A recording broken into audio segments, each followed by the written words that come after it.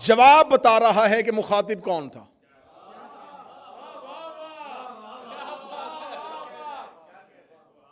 तो उन्होंने तो बोल के खुद साबित कर दिया। जब इतने लोग मौजूद थे, सारे चुप थे, तो जब उनका नाम ही नहीं लिया, तो जब अली चुप थे तो वो भी चुप रहते।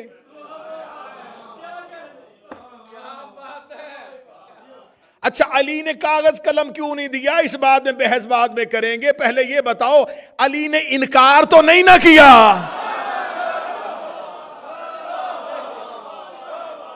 मौला अली ने माज़ल्ला नबी पे हज़यान की तोहमत तो नहीं लगाई, तो ये इनकार क्यों किया गया? दूसरी, एक और स्कॉलर उठा, उसने कहा देखें ये बात शिया जाकिरीन करते हैं और शिया उल्मा करते हैं, लेकिन उन्हें ये बताना चाहिए अपनी कौम को कि जब रसूल अल्लाह ये हुक्म दे रहे थे तो जब रसूल को पता था, आलिमुल गैब थे। शिया तो कहते हैं नबी के इल्म गैब के मानने वाले हैं, तो ये नबी के इल्म गैब के मोतकिद हैं, तो फिर इनको ये मानना चाहिए कि जब नबी को खबर थी कि मुझे कागज कलम नहीं देंगे, तो नबी ने मांगा क्यों? ऐन आखिरी वक्त में नबी अपने आखिरी लम्हों में, आखिरी सांसों में क्यों वो चीज मांग रहे हैं जिसके बारे में नबी को अंदेशा भी हो कि ये मुझे इनकार करेंगे, उससे मुझे तकलीफ होगी, झगड़ा हो जाएगा, उम्मत गुरोहों का शिकार हो जाएगी, मजमा सारा चुप भी हो जाए, जहां मुझे बात पहुंचानी मैं वहां पहुंचाने लगा हूं। जब अल्लाह को पता था शैतान ने सजदा नहीं करना, उसने हुक्म दिया क्यों था?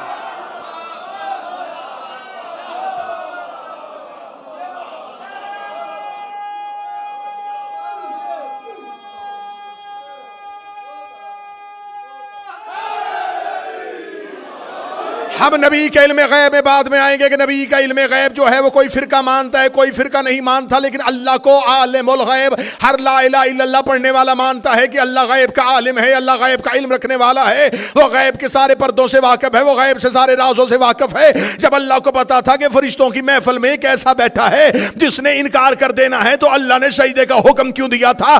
अल्लाह को पता था कि इसके दिल में आदम का बुग़्ज़ है, इसके दिल में आदम के लिए नफरत है। अल्लाह को पता था कि जब तक मैं आदम की खिलाफत का ऐलान नहीं करूंगा, इसकी दिल की मुनाफकत जुबान पे नहीं आएगी। अल्लाह ने आदम की खिलाफत का ऐलान किया ताकि मुनाफकत बाहर आए। नबी ने कागज कलम मांगा ताकि मुनाफकत बाहर आए।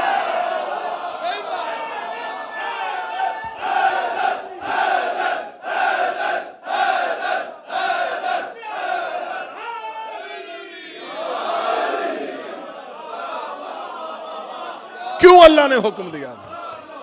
अल्लाह ने हुक्म दिया ताकि मुनाफिकत बाहर आए। तो ये रसूल अल्लाह है,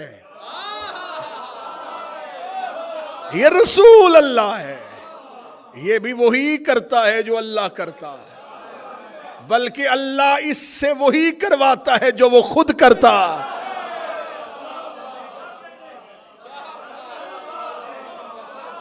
अल्लाह ने किया था ताकि मुनाफिकत बाहर आए, नबी ने भी किया ताकि मुनाफिकत बाहर आए। अल्लाह सजदे का हुक्म ना देता, हुसैनिया ब्रेडफोर्ड गिरदो नवा वालों, बरतानिया वालों, जुमला बहुत मुश्किल से कबूल होने वाला, लेकिन करना। अल्लाह अगर हुक्म आदम के सजदे का ना देता तो आज तक शैतान भी अलैहिस्सलाम होता।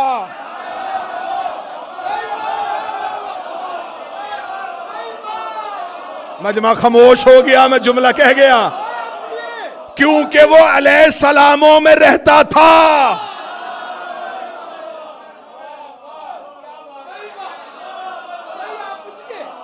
अगर अल्लाह हुक्म ना देता वो आज तक ना हमसे पकड़ा जाता।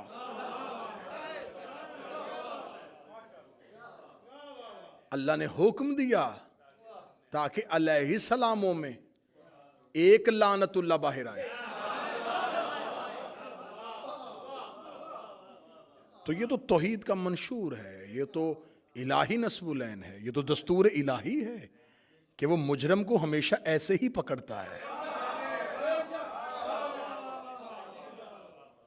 फिर रसूल ने कहा कि मैं तुम्हें लिख दूं ताकि तुम मेरे बाद गुमराह ना हो जाओ। अच्छा, अली ने क्यों नहीं लिखवाया? अली को गुमराही का खतरा होता तो लिखवाता।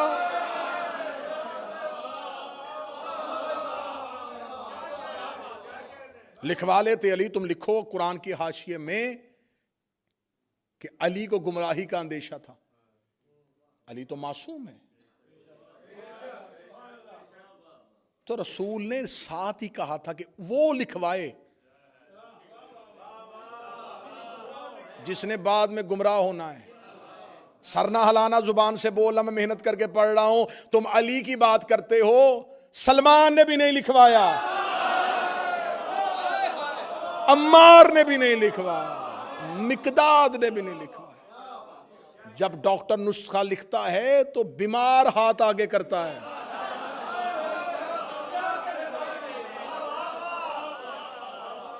डॉक्टर एक मरीज को नुस्खा लिख के दे रहा और साथ एक सेहतमंद बैठ के कहे एक कॉपी मुझे भी दे दे, या वो खांसता हुआ मरीज उस सेहतमंद से कह दे अच्छा मौका है, लिख रहा है, तू भी लिखवा ले। वो कहेगा मैं लिखवाऊं क्यों, मुझे मर्ज ही कोई नहीं, ताकि तू मेरे बाद गुमराह ना हो जाओ। ये पहली हदीस मैंने पढ़ दी, ये हदीस किरतास। दूसरी हदीस फिर लिख दी बुखारी ने। अब मैं क्या करूं, नबी से लिखवाई नहीं और सही बुखारी में 7 दफा लिख दी।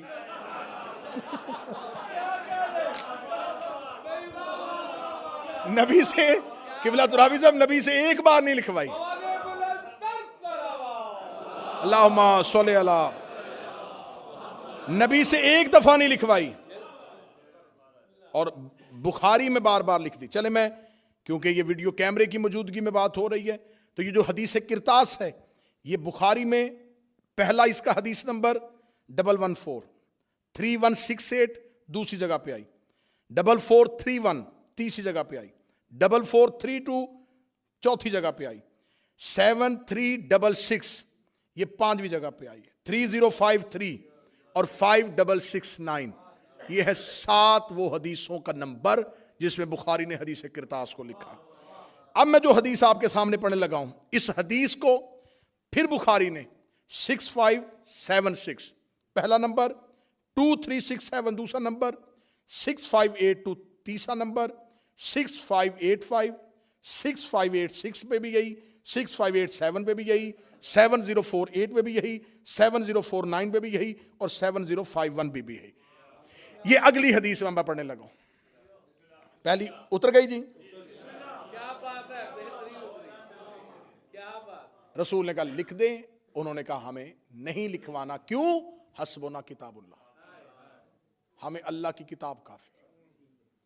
रसूल ने एक हदीस कही है, इन्नी तारिकुन फिकुम अस्सकलैन, मैं तुम्हारे दरमियान 2 चीजें छोड़ के जा, किताबुल्लाह व इतरती अहले, एक अल्लाह की किताब और एक मेरी इतरत। इस हदीस को बदला नहीं, रसूल ने कहा मैं कुरान छोड़ के जा रहा हूं और सुन्नत छोड़ के जा रहा हूं। अच्छा, रसूल चीजें 2 छोड़ के जा रहे, कुरान और सुन्नत, और जो हुजरे में शख्स खड़ा है वो कह रहा है हमें सिर्फ कुरान चाहिए।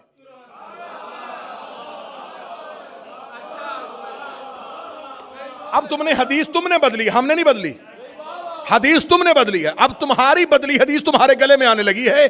तुमने कहा नबी 2 चीजें छोड़ के गए, एक कुरान और एक सुन्नत, ये हदीस भी तुम्हारी है और जो हुजरे में बोल रहा है वो भी तुम्हारा है। वो कह रहा है हमें सिर्फ कुरान चाहिए। अब सर नहीं, मुझे मजमे की जुबान से ताई चाहिए। जब उसने कह दिया था हमें सिर्फ कुरान काफी है, तो तुम्हारा फिरका अहले कुरान होना चाहिए था, अहले सुन्नत नहीं होना चाहिए।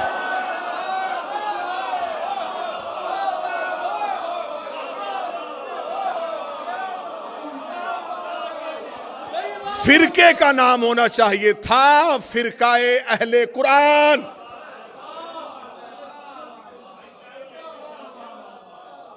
क्योंकि सिर्फ कुरान काफी है, हमें सिर्फ कुरान काफी है। फिर आज मेरा अहले सुन्नत भाई जो इस मजमे में मौजूद है, या जो जहां जहां सुनेगा, आज के बाद या उस शख्स को मानना या हदीस मानना, 2 नंबरी मजहब में तो ना करो कि उसे भी मानो जो कह रहा है कि कुरान काफी है, फिर बाद में हदीस को भी मानो। अगर हदीसें पढ़नी है तो फिर उसे छोड़ो,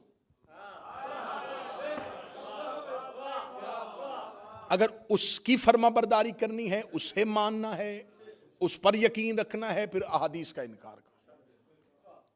क्योंकि उसने मजमा आम में कहा है कि हस्बुना किताब अल्लाह, हमें अल्लाह की किताब काफी है। दूसरी हदीस, मैंने फिर उसके जो सारे नंबर नोट करवा दिए, ये हदीस फिर बुखारी में आ गई। इस हदीस को कहा जाता है इमरान भाई हदीस से हौस, दो इमरान इकट्ठे और तज़किरा आले इमरान का। दूसरी जगह पे हदीस आई हदीस से हौस। इस हदीस के 4 तुर्क हैं, 5 रावी हैं, मुख्तलिफ असनाद के साथ इसको नकल किया गया। इसमें लिखा गया कि रसूल अल्लाह खुद बयान करते हैं कि क़यामत वाले दिन मैं हौज़े कौसर पे हूंगा, या कुछ मेरे असहाब में से कुछ लोगों को लाया जाएगा।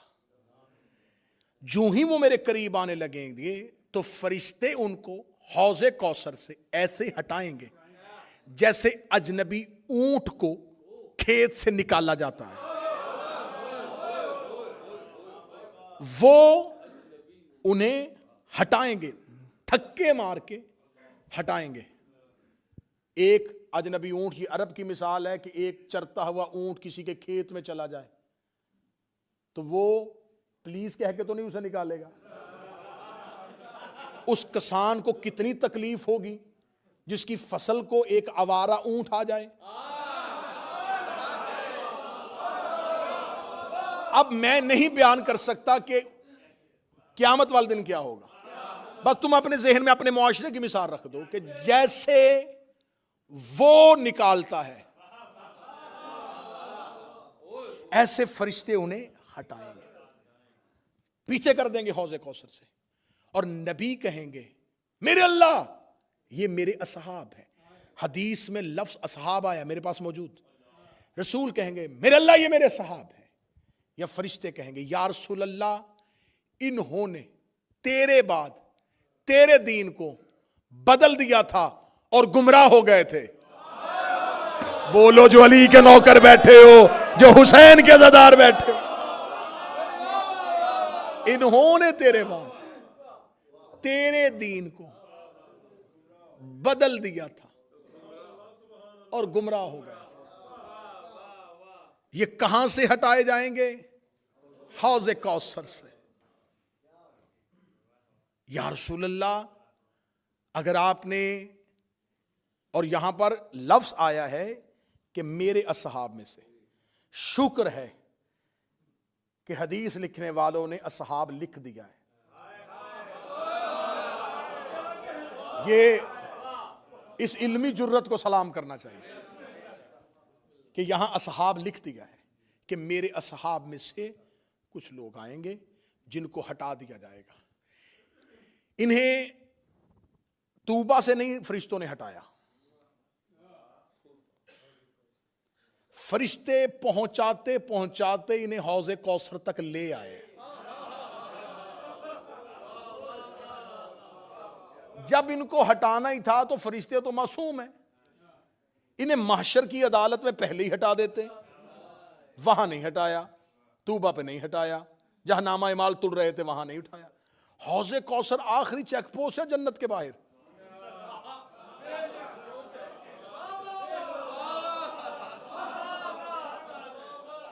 आखिरी चेक पोस्ट है, वहां तक ले आए। जब वहां पहुंच गए तो फिर आराम से भी नहीं हटाया, फिर धक्के मार के हटाया। तो मेरे लगर इनको हटाना ही था, इनको पहली मंजिल से हटाता, दूसरी मंजिल से हटाता, तीसरी मंजिल से हटाता, इन्हें हौज़े कौसर तक क्यों लेके आया? नबी ने कहा था इन्नी तारिकुन फीकुम अस्सक़लैन, मैं तुम्हारे दरमियान दो करां कदर चीजें छोड़ के जा रहा हूं। एक अल्लाह की किताब, दूसरी मेरी अहले बैत।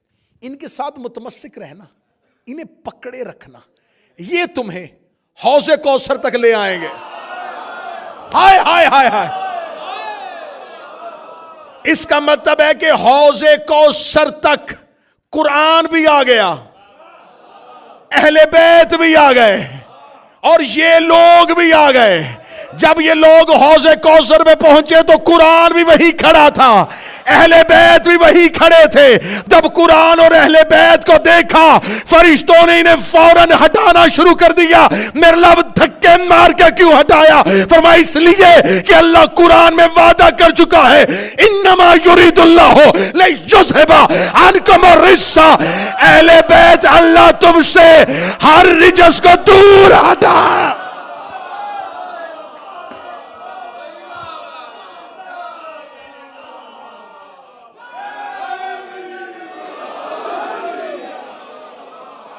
ये है हौज़े कौसर। इस हदीस को कहा हदीस हौज, हौज वाली हदीस। हौज कहते हैं तालाब को। इस चश्मे का नाम कौसर नहीं है। हाँ समझना, ये है हौज़े कौसर, कौसर का चश्मा।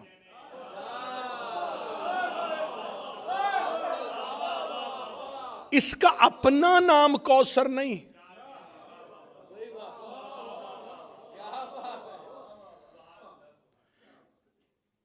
ये है कौसर का चश्मा।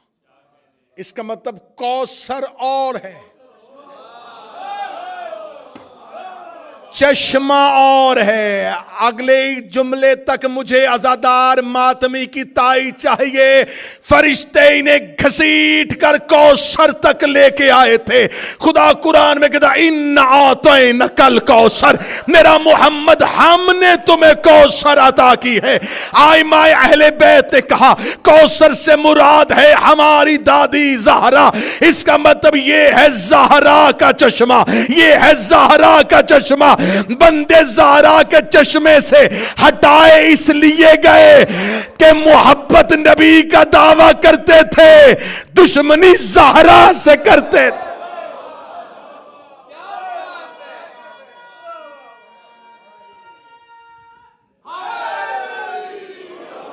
जिन्हें हटाया गया वो डायरेक्ट ज़हरा के दुश्मन थे।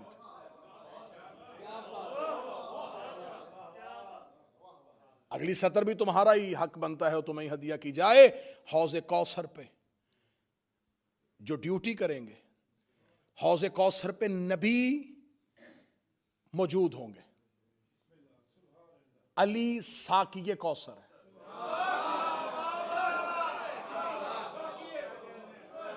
रसूल उस चश्मे पे खड़े होंगे, अली पिला रहे होंगे, हसनैन दे रहे होंगे, मुस्तफा भी वहीं, मुर्तजा भी वहीं, हसनैन भी वहीं। 4 मासूमों की ड्यूटी है उस चश्मे पे। अब सुनना जो अकीदे वाले बैठे हो, कब्र में फरिश्ते आएंगे, हशर में फरिश्ते खड़े होंगे, दामा अमाल फरिश्ते हाथों पे दिलवा रहे होंगे, क़यामत का ऐलान फरिश्ते करेंगे, मलकल मौत रूह कब्ज करेगा। हौज़े कौसर तक पहुंचते पहुंचते अल्लाह ने हर ड्यूटी मलाइका की लगाई है, लेकिन हौज़े कौसर पे अल्लाह ने किसी फरिश्ते की ड्यूटी नहीं लगाई। खुदा ने फरिश्तों से कहा अब पीछे हट जाओ, अब यहां नौकरी मोहम्मद करेगा, नौकरी अली करेगा, नौकरी हसनैन करेगा, क्योंकि अल्लाह ज़हरा के चश्मे पे फरिश्तों को भी बर्दाश्त नहीं।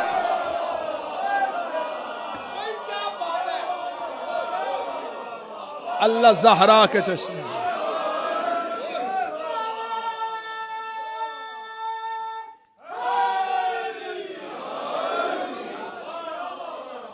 जो अल्लाह ज़हरा के चश्मे पे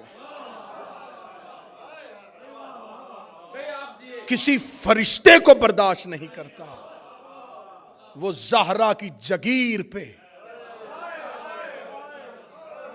ज़हरा के हक पे, जो ज़हरा के चश्मे पे किसी मलक के मुकर्रब को नहीं आने देता, वो ज़हरा के दरवाजे पे आग लगती देख रहा।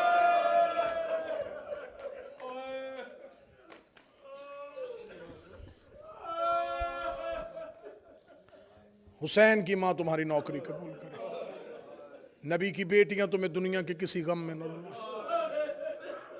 जब भी रो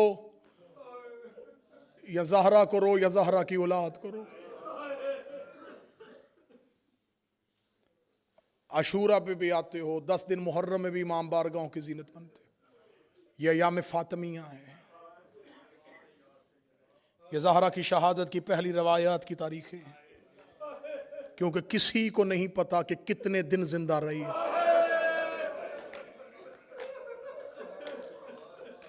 मैं मिन्नत करके कहूंगा, अयाम फातिमिया पे गफलत न बरता करो। मैंने खुद किबला तुराबी साहब कुम में आयतुल्लाह वहीद खुरासानी की तकरीर सुनी थी। उन्होंने जुमला कहा था, अगर तुम चाहते हो तुम्हारी कब्र की पहली रात अली तुम्हारा शुक्रिया अदा करने में, कभी ज़हरा के हक से फरामोश ना रहना।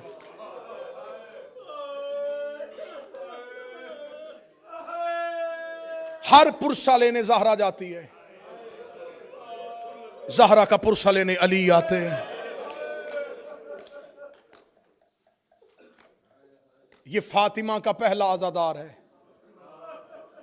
मैं लफ्ज़ फिर कहने लगा, अली ज़हरा के आज़ादार है। अली ने ज़हरा के बाद ज़हरा के लिए पहला इमाम बारगाह बनाया। रेत पे बैठ के रोता था कायनात का अली। हम इन्हीं अयाम में से को दिन तलाश करते हैं। कितनी गुर्बत है मोहम्मद की बेटी पे। न किसी को शहादत की तारीख का पता है, न किसी को कब्र का पता है। ये भी नहीं पता कि कब शहीद हुई। ये भी नहीं पता कि अली ने कहां दफन की। इन राजों से पर्दा उठाएगा जब फातिमा का बेटा आएगा। मैं मिन्नत करके कहूंगा, अयाम फातिमिया को तर्क ना किया करो। कोशिश करो इन मजलिसों की, ये नहीं कि सिर्फ यहां जहां जहां अयाम फातिमिया की मजलिसें हो, ज़हरा की मजलिस पे जरूर जाया करो। इसलिए कि ये हर मजलिस में सबसे पहले आती है। जहां तुम हुसैन की मजलिस पूरा साल करवाते हो, ये बीबी सबसे पहले आती है। इसकी मजलिस पे सारे आते हैं। इसकी शहादत करबला की शहादत से बड़ी शहादत है। जिसका जुमला है अल्लाह उसी को अजर दे। मैं मिंबर से अयाम फातिमिया का मुसाहिब पढ़ते हुए जुमला पढ़ने लगा हूं। अशूरा से ज्यादा दुख है फातिमा के मुसाहिब में। जिसके हिस्से का गम हुआ वो सीने पे हाथ मार लेगा। आप कहेंगे अशूरा कहां? यहां एक बीबी शहीद हुई, वहां हुसैन के घर से 72 जनाजे निकले। एक ही फर्क पढ़ूंगा, अगला फर्क ना मैं पढ़ सकता हूं ना तुम सुन सकते हो। वहां माओं के सामने बेटों को मारा गया था, यहां बेटों के सामने मां को मारा गया। बेटे देख रहे थे, बेटे देख रहे थे, मां जख्मी हो गई। बेटे देख रहे थे, मां जमीन पे गिर गई। मेरा मौला तुम्हें नजफ ले जाए। मौला अमीरुल मोमिनीन के जिस सहन में दाखिल हो गए, गुंबद, हरम, जर्री पे जाओगे, शहनशाहियत, जलालत। जब जियारत की किताब उठाओगे, जियारत का पहला लफ्ज़ अस्सलामु अलैका या वलल मज़लूम। ऐ कायनात के पहले मजलूम, तुझ पर हमारा सलाम हो। मुझसे सवाल करो कि अली कायनात का पहला मजलूम क्यों है? मेरी आंखों के सामने मौला अब्बास का आलम है। मैं गाजी मौला से माफी मांग के जुमला कहने लगा, मौला अब्बास आप भी बड़े मजलूम हैं, लेकिन तेरा बाबा तुझसे बड़ा मजलूम है। मैं फिर मुसाए में जुमले रोक रोक के पढ़ रहा हूं ताकि किसी मोमन को ज्यादा तकलीफ ना हो। मैंने लफ्ज कहा है कि अब्बास से बड़े मजलूम थे अली, अब्बास से बड़े मजलूम थे अली, अब्बास से बड़े साबर थे अली, अब्बास से ज्यादा मजलूम थे अली। मुझसे सदर अगली सुनना और घर तक मातम करना। सकीना को तमाचा अब्बास के जाने के बाद लगा था। सकीना को तमाचा अब्बास की जिंदगी में नहीं लगा था। अली जिंदा थे, ज़हरा का हाथ चेहरे पे आ गया, रोग के दिया अली मेरा रुखसार जख्मी। अजरो कमल अल्लाह, अजरो कमल अल्लाह। मौला तुम सबकी दुआएं कबूल करे। अल्लाह उस बीमार को सेहत दे। रोते भी आओ, दुआएं मांगते आओ। अली जिंदा थे, जिंदा थे अली। या ज़हरा का हाथ चेहरे पे, बीबी का हाथ पहलू पे। कितने दिन जिंदा रही किसी को नहीं पता। 30, 75, 90। मैं इस पे बहस ही नहीं करूंगा कि कौन सी रवायत ज्यादा बेहतर है। हमने तो सिर्फ रोना है।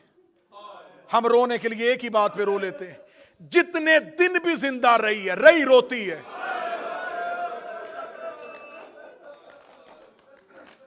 रोना एक लम्हे का भी रोना होता है, रोना सालों का भी रोना होता है। बाबा के बाद चुप नहीं हुई। मुझे ये एजाज हासिल है, मेरी नस्लें भी ये कर्जा उतारना चाहे नहीं उतार सकती। मुझे मिंबर से इज्जत मिली है इस बीबी के नाम की वजह से। मुझे इस बीबी के मुसाइब से अपनी औलाद से ज्यादा प्यार है। मैं कोई लफ्ज जाया नहीं करूंगा। मैं तुम्हें 5 दिन सिर्फ ज़हरा ही के मुसाइब सुनाऊंगा। 5 दिन में मैं नहीं बयान कर सकता कि बाबा के बाद कितना रोई। एक सतर में अगली पढ़ने लगा हूं, यहां से मुझे देखना है कि मुझे कितना मुसाइब पढ़ना है। बाबा को दुनिया से गए 3 दिन हुए थे। ज़हरा का दायां हाथ तस्बीह नहीं करता था।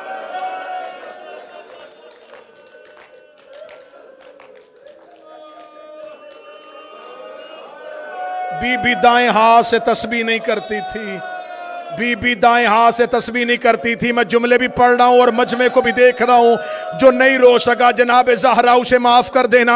उसके समझने में गलती नहीं है, मेरे पहुंचाने में गलती हो गई है। मैंने जुमला का बाबे के 3 दिन के बाद तनवीर बीबी दाएं हाथ से तस्बीह नहीं करती थी। मुझे इस मिंबर की इज्जत की कसम है, मुझे अब्बास के अलम की कसम है। मैं 14 की कचहरी में खड़ा होकर जुमला पढ़ने लगा हूं। तुम्हारे डर से मिंबर पे जाकिरीन पढ़ते हैं कि बीबी दाएं हाथ से तस्बीह इसलिए नहीं पढ़ती थी कि बीबी का दाएं हाथ पहलू पे था। ये मोहम्मद की नमाजी बेटी थी। ये अपनी एक तकलीफ की वजह से अपने हाथ को तस्बीह से महरूम नहीं कर सकती थी। बीबी का पहलू जख्मी सिर्फ नहीं था, बीबी तस्बीह इसलिए नहीं पढ़ती थी, बीबी के हाथ की उंगलियां शहीद हो गई थी। मोहम्मद की बेटी का हाथ तस्बीह पढ़ने के काबिल नहीं था, तस्बीह के काबिल नहीं था। सिर्फ पहलू नहीं, सिर्फ पहलू नहीं, हाथ जख्मी। तेहरान के बहुत मशहूर रोजा खान खतीब आलम दीन उस्ताद हुसैन इंसारियान मरकजी खतीब थे ईरान के। इनको सुनने के लिए जम्मे गफीर आता था। उस्ताद अंसारियान तेहरान की मरकजी इमाम बारगाह में बीबी ज़हरा के मुसाहिब पढ़ रहे थे। उस्ताद ने पढ़ दी ज़हरा की शहादत। मजलिस तमाम हो गई। उस्ताद इमाम बारगाह के हुजरे में चले गए, जाके बैठ गए। इमाम बारगाह खाली हो गया। एक शख्स की चीखों की आवाजें मुसलसल आ रही थी। उस्ताद ने मजलिस के काफी देर बाद जब मुसलसल गिरिए की आवाज सुनी तो उन्होंने इमाम बारगाह के मुंतजमीन से कहा, कौन शख्स है जो अभी तक रो रहा है? कहने लगे उस्ताद कई बार गए हैं, एक बूढ़ा है जो बैठा है इमाम बारगाह में, उसकी चीखें खत्म नहीं हो रही। उस्ताद ने कहा मुझे उसके पास लेके जाओ। उस्ताद अंसारियान अपनी जगह से उठे, उस बुजुर्ग के पास आए, जमीन पे बैठे, सीने से लगाया, बीबी ज़हरा का पुरसा दिया, बीबी फातिमा की ताज़ियत की करने के बाद माथा चूम के कहने लगे, मुझे बता सकता है कौन सा ऐसा जुमला है जो तुझे अभी तक रुला रहा है? उसने चीखे मारते हुए उस्ताद की तरफ देखा। उसने कहा, मैंने ज़िंदगी में पहली बार ज़हरा की शहादत सुनी है। उस्ताद, तूने मिंबर पे जुमला पढ़ दिया है कि फातिमा की पसलियाँ शहीद हो गई थी। उस्ताद ने कहा, हाँ मैंने जुमला पढ़ा है। कहने लगा, मैं पेशे के एतबार से डॉक्टर हूँ, मैं हड्डियों के मर्ज का इलाज करता हूँ। मुझे कुरान की कसम है, किसी की एक पसली टूट जाए उसे सांस लेते भी तकलीफ होती है। अल्लाह जाने इतने दिन मोहम्मद की बेटी किस हाल में जिंदा,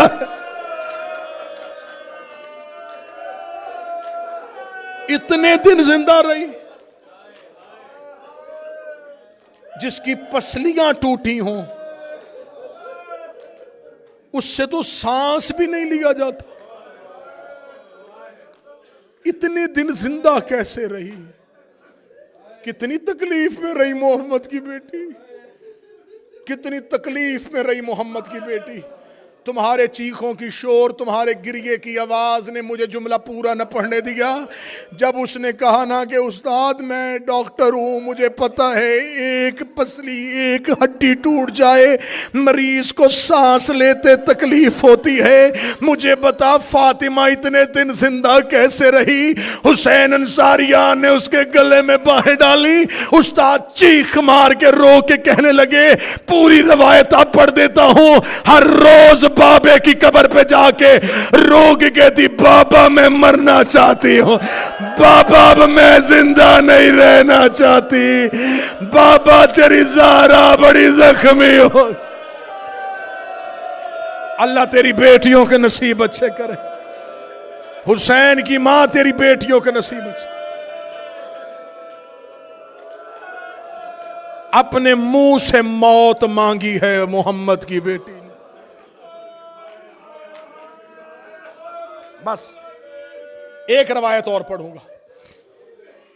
मौला अमीर अल मोमिनीन कभी कभी मिंबर पे बैठे हुए ज़हरा के बाद अपने हाथों को देखते रोना शुरू कर देते।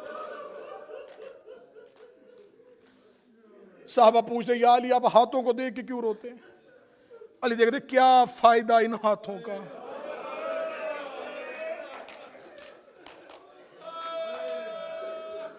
ज़हरा जख्मी चली गई।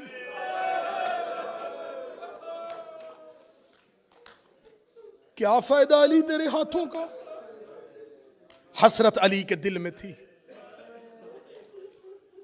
काश मुझे नबी हुक्म ना देते, मुझे रसूल की वसीयत ना होती, रसूल ने मुझे तलवार न्याम में रखने का हुक्म ना दिया होता। मैं इनसे पूछता, ये ज़हरा के दरवाजे पे ऊंची आवाज में बोले कैसे? हसरत बाबे की दिल में रह गई। अली हो गए ज़ईफ, आ गया दुनिया में अब्बास। आखिरी रवायत सुना, आखिरी रवायत सुना। अली की दिल में रह गई, अब्बास दुनिया में आ गए। अब्बास ज़हरा की बेटियों की गोद में पलना शुरू हुआ। एक दिन बीबी उम्मुल बनीन के पास गोद में आके अब्बास रो के कहते हैं, अम्मा उम्मुल बनीन मैं बहनों के साथ रहता हूं, घर में रहती हैं तो चुप रहती हैं, ये बकिया में जाके रोती क्यों है?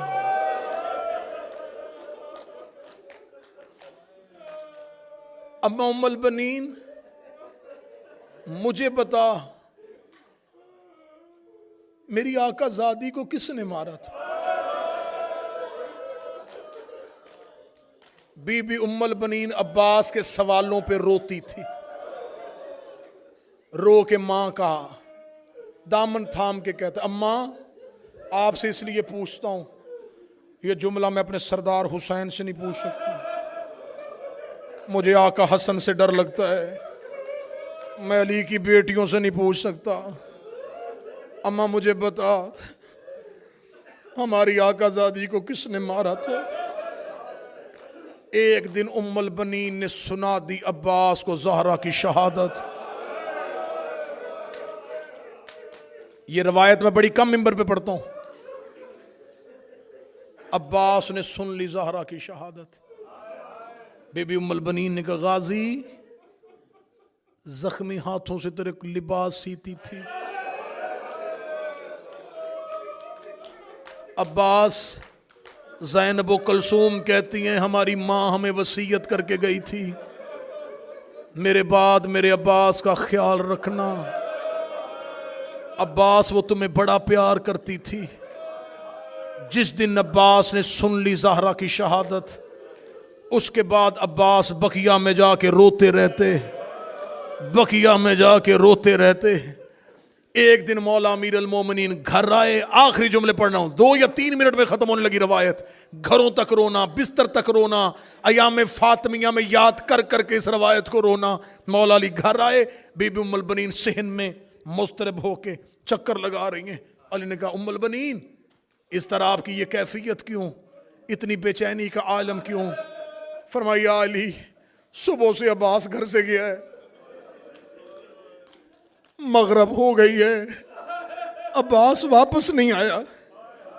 ये देखना था। मौला अमीर अल मोमिनीन ने अपनी तलवार दीवार पे लटकाई। फरमाया, उम्मुल बनीन क्या खतरा है अब्बास को, वो अली का बेटा है। बीबी उम्मुल बनीन कहती है, नहीं या अली, मुझे हासदीन मदीना से खौफ आता है, ये तेरी दुश्मनी में तेरे अब्बास से कोई बदला ना ले लें। या अली मैं बड़ी बेचैन हूँ। अमीर अल मोमिनीन ने फरमाया, उम्मुल बनीन तू बेचैन ना हो, मैं अब्बास को ढूंढ के लाता हूँ। अली मस्जिद में गए, मस्जिद खाली, अब्बास मौजूद नहीं। जब अली जन्नतुल बकी में पहुंचे, अब्बास ज़हरा की कब्र पे बैठा हुआ था। अब्बास को फातिमा की कब्र पे बैठा हुआ अली ने देखा। अली करीब आए। जब मौला अली ने अब्बास का चेहरा अपनी तरफ किया, अब्बास की चेहरा आंसुओं से भरा हुआ था। अब्बास के चेहरे पे मातम के निशान थे। अली ने अब्बास की बचपन में ये हालत देखी। अली ने गाजी को सीने से लगाया, रो के कहता, अब्बास तुझे क्या हुआ है? बाबे को जोर से दामन में लिया। लोग कहते, मुझे बता दिया है मां उम्मुल बनीन ने, मैं इसलिए कब्र ज़हरा पे आया हूं। या अली मुझे एक बार बता दे, मुझे मदीने में वो बंदा दिखा जिसने हुसैन की मां को तमाचा मारा था। मैं फातिमा से इजाजत लेने आया हूं। मैं रो रो के कह रहा हूं, हुसैन की मां, तुझे तेरी इज्जत का वास्ता मुझे इजाजत दे, मैं तेरा बदला लूं। मैं लोगों से जाके पूछूं